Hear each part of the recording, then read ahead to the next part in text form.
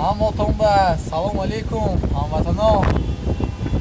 این نوار بود برای همه شما کنیبودم. بسیاری پادشکا خواهش کردن که به نوار گیریم روزی بازاره.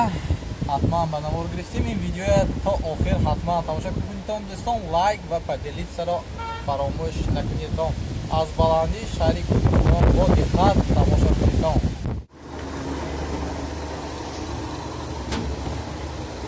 من این نوارچا همش برای شما دوستان. حتما نوار با دقت تماشا کنید تا پاولنی شهر کنیبودم مینماد.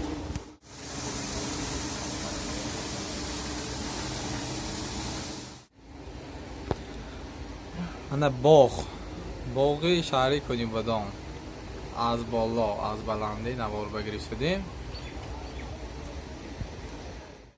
من اینجا نو ساخته شده اولی بود نه شروع اولی یک پاولنی بود شود نوار با حتما گرفته میپرتیم دوستان. من بیناهای بسیار آشانه در شهر کنیبودم انچه بلند داخل دیدم پاولنی بود شود چند سامان بودشه بسیار سامان بودشه. من بلندی شهر کنیبودم امروز روزی بازار برای خواهش کردگی های نوارچه ها.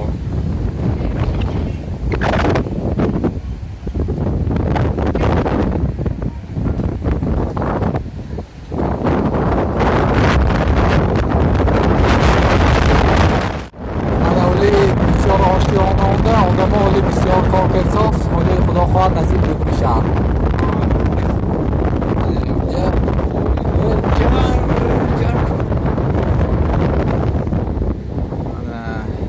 شهر کنیبودم نقطه بلندترین از همه بلندترین نقشه نوروندی.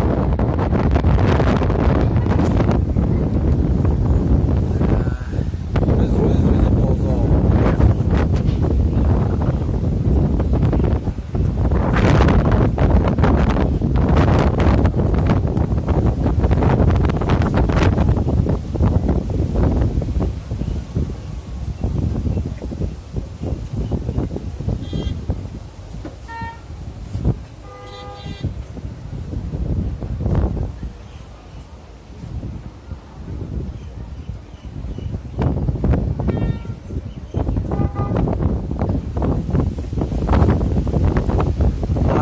دوستان کامنتاری کنید تا کی جا که دیدم میخواهد حتما کامنتاری کنید تا. این مخصوص نوار برای پاپچیکا